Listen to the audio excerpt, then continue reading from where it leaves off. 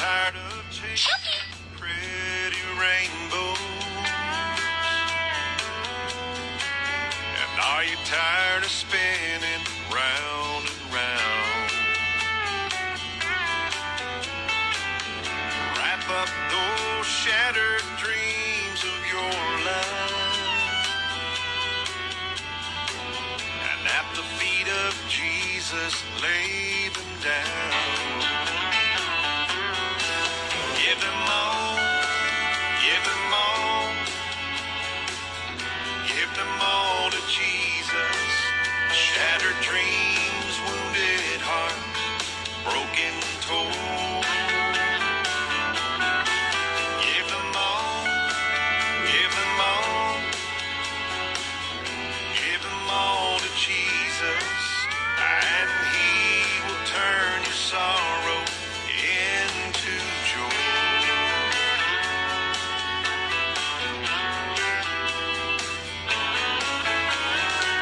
He never said you'd only see sunshine, and he never said there'd be no rain. He only promised a heart full of singing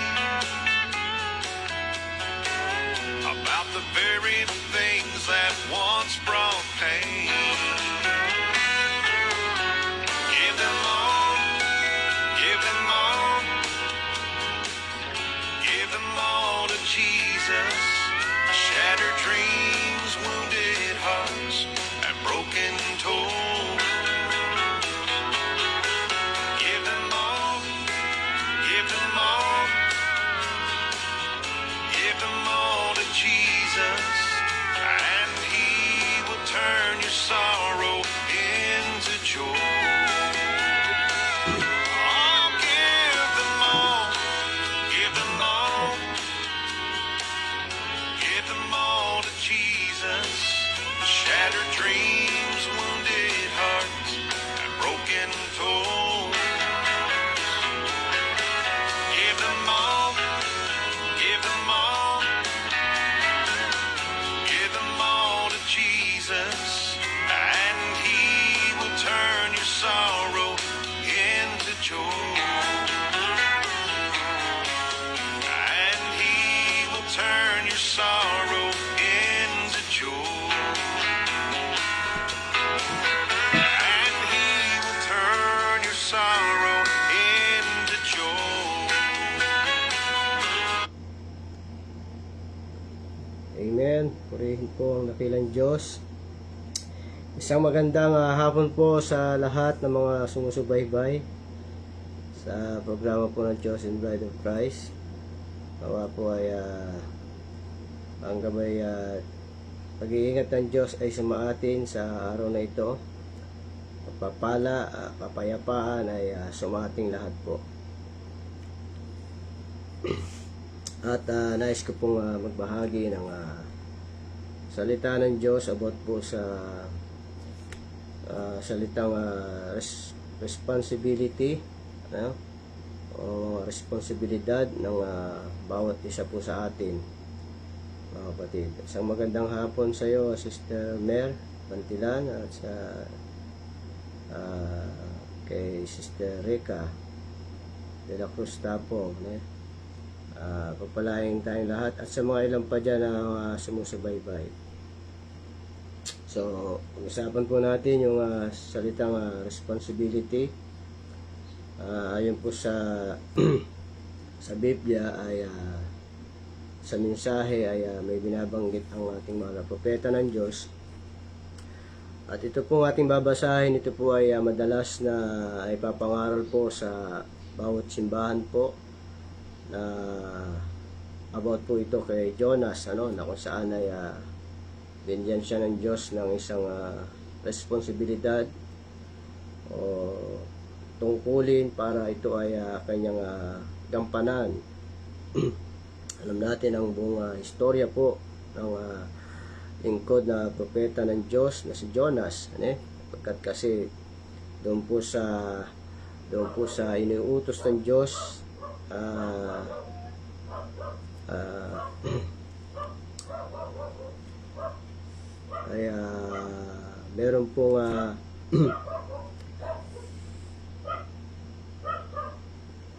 excuse lang po at meron pong excuse lamang po mga kapatid.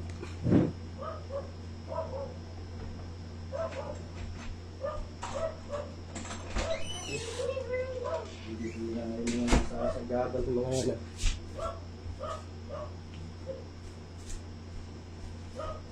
Huwag mo sinali.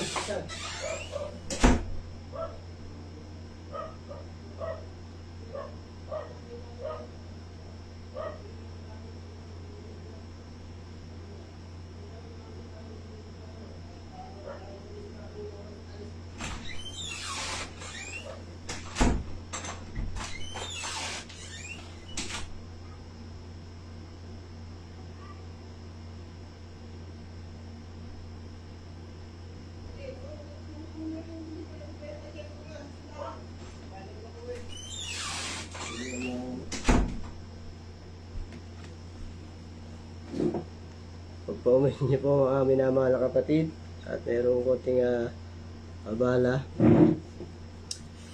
So yun po mga minamahal na kapatid, doon na po tayo kay Jonas na kung saan po ay binigyan ng Diyos ng tungkulin o responsibilidad para po ipangaral po ang salita ng Diyos na pagsisisi doon po sa bayang Nineveh. Ang ating pong mapapansin sa aklat po ng Jonas, sa Jonas po, Kapitulo 1, ay basahin niya po natin para malaman po natin ang kasaysayan about kay Jonas. Sabi po rito, sa aklat po ng Lumang Tipan, Kapitulo 1, talatang 1 hanggang 10 po ito, baba. Ang salita ng Panginoon ay dumating kay Jonas, na anak ni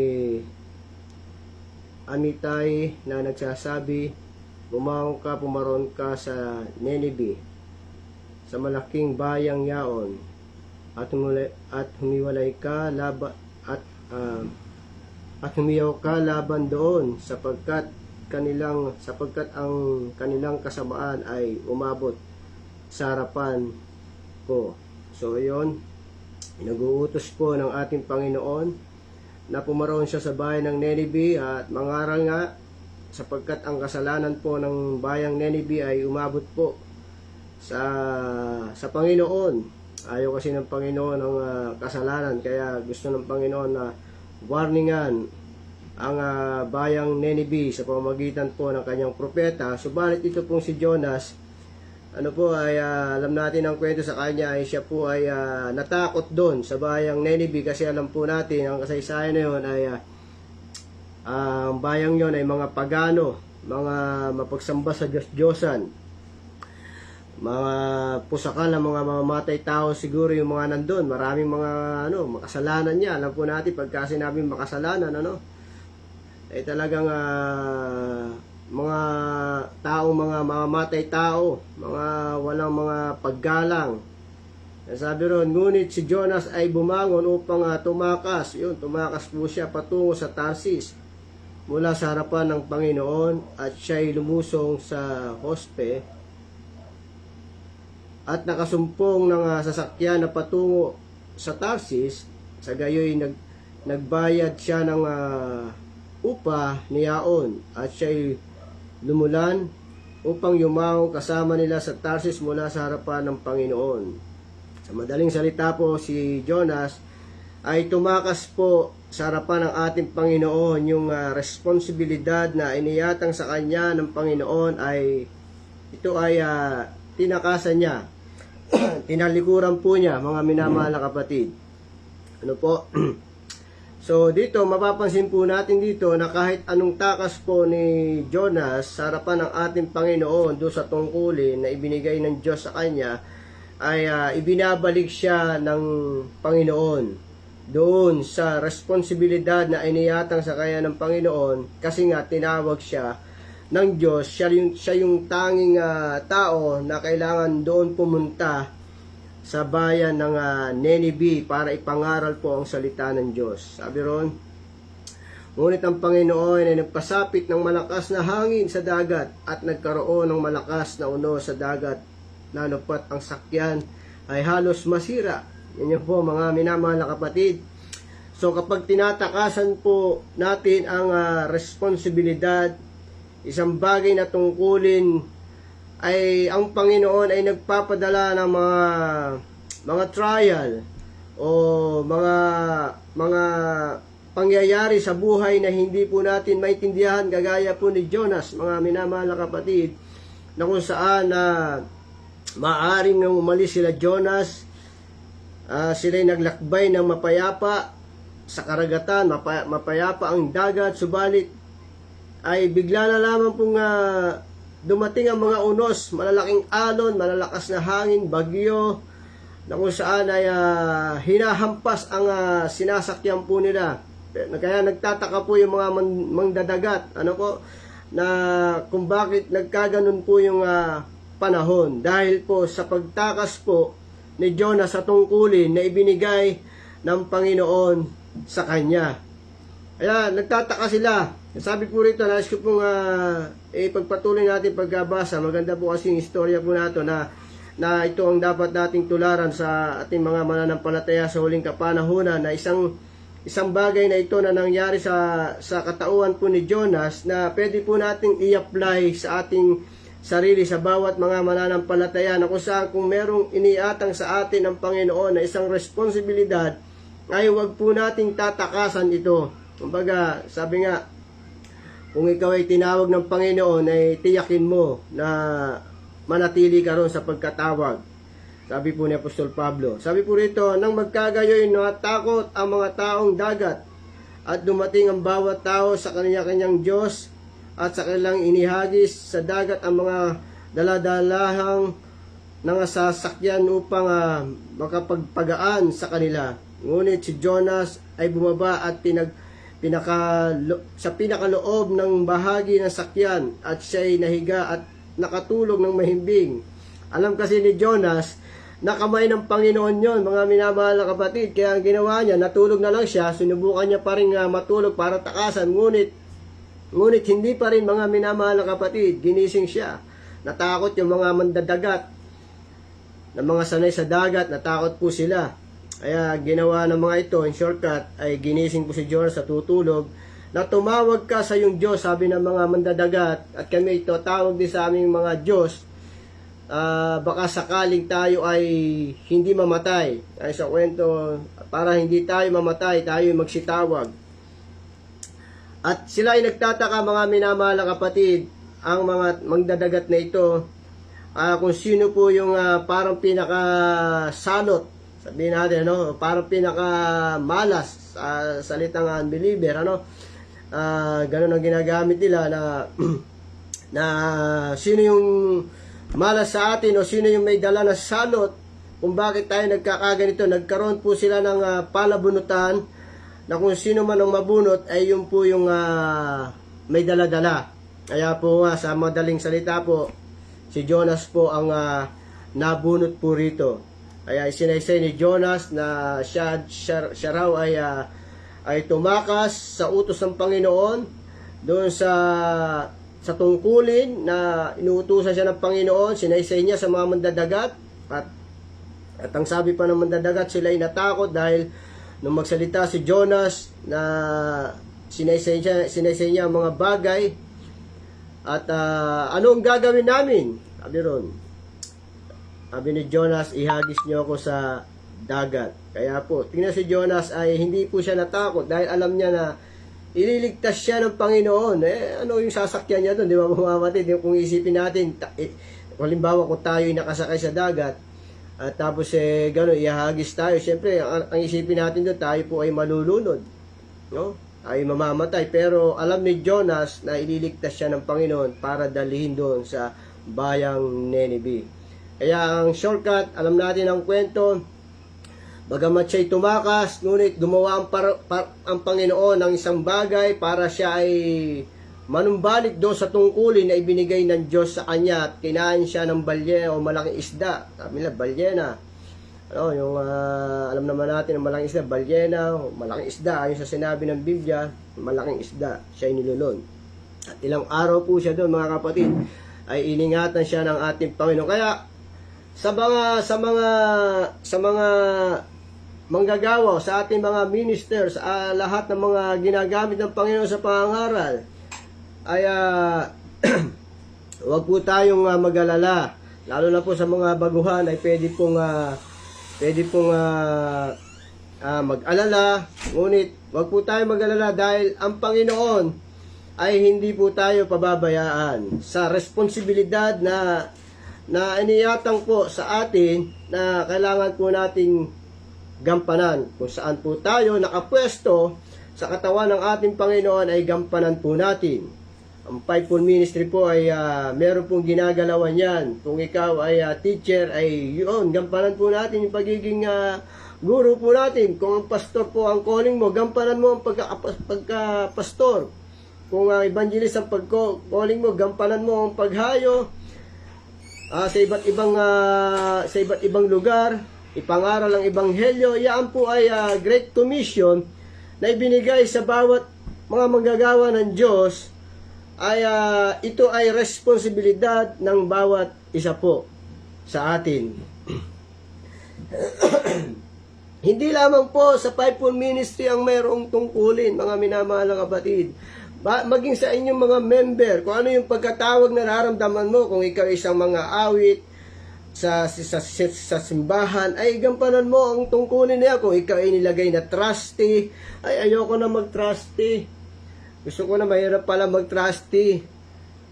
Ganito pala ang trabaho ng trustee. Lahat ay iniuutos lahat sa iyo. Ikaw mag-ano, ganito. Marami. Gusto ko na tumalikod. Kung ikaw ay trustee, kaya kahit tinalaga na trustee dahil meron kang potensyal, may alam kang, may kakayanan ka na tumingin ng sira, may kakayanan ka na alam mo yung mga pwedeng referent, kaya ka ay nilagay na trustee.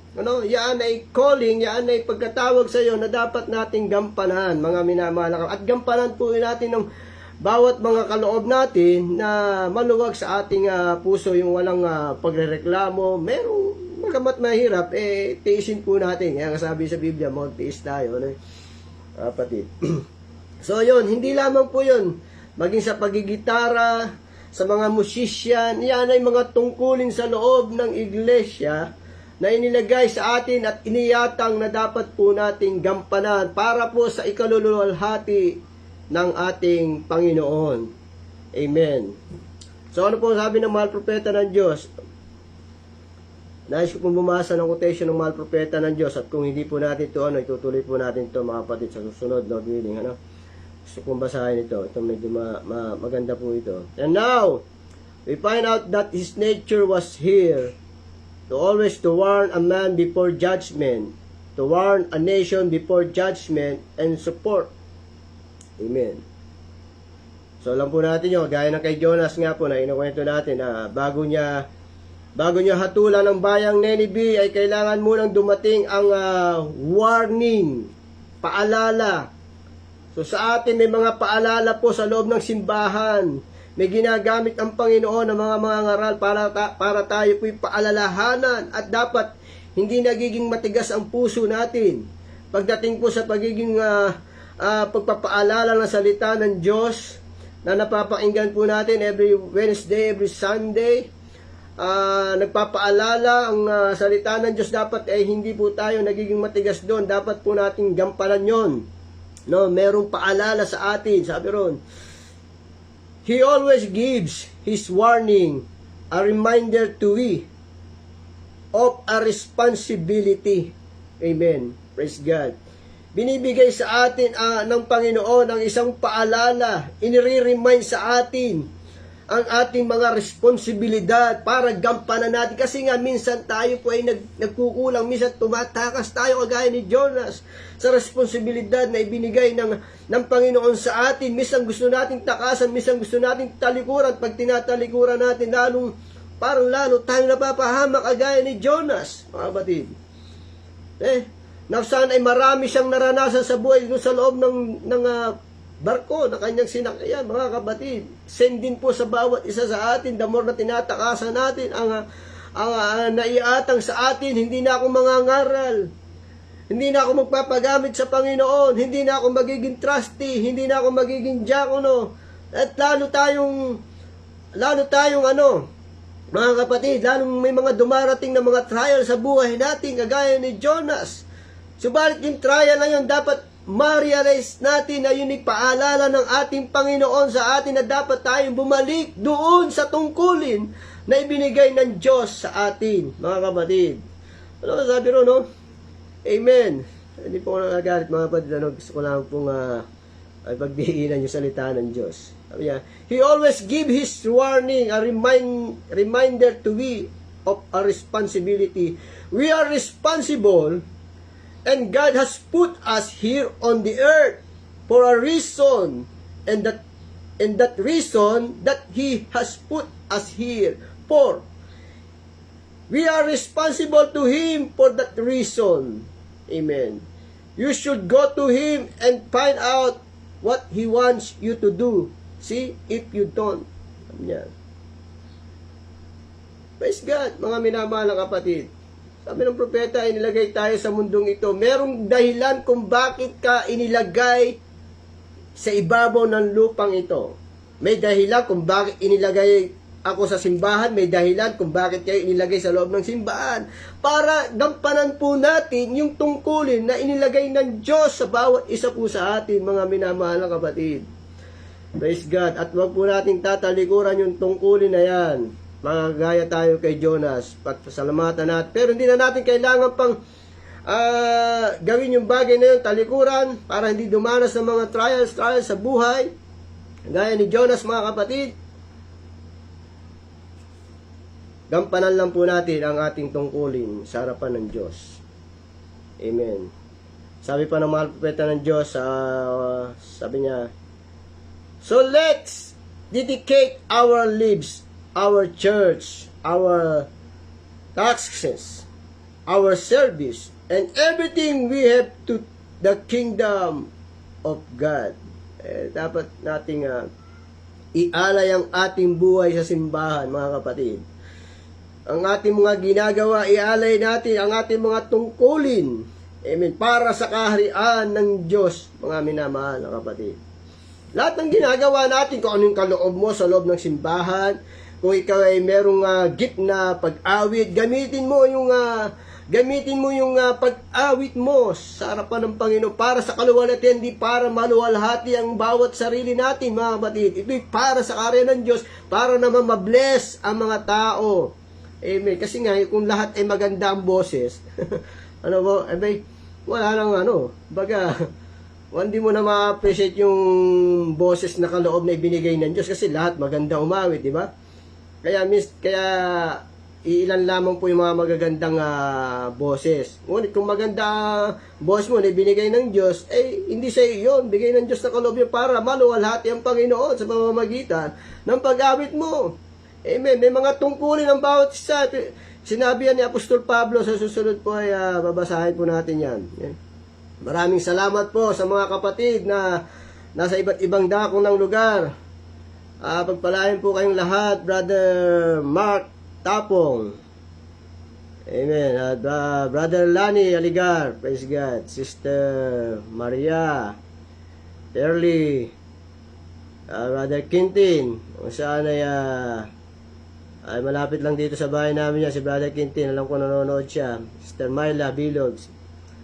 Pagpalain po tayong lahat, si Sister Jael, Marie Chris, Sister Marie, Brother Jun Lagmay, yan. Ang ating kapatid niya na may kaloob din niya sa pag-awit. Praise God. Si Sister Mer, pagpalain po tayong lahat. Nais ko po si Mads, God bless, kapatid. Bawat isa ay nasa mabuting kalalagayan. Brother Eliser, kamusta na dyan, Pastor Eliser Mars, lockdown.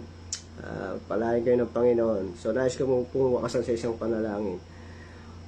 Amang Diyos na dakila, may lalang ng lahat ng bagay, salamat po sa oras na ito na nahayag po ang mga salita mo. Walahin mo po ang bawat nakinig at sumubaybay.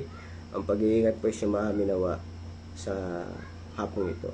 Sa iyo po, Diyos, pinagkakatiwalang lahat. Ito po ang samdalangis tayong pangalan po. Amen.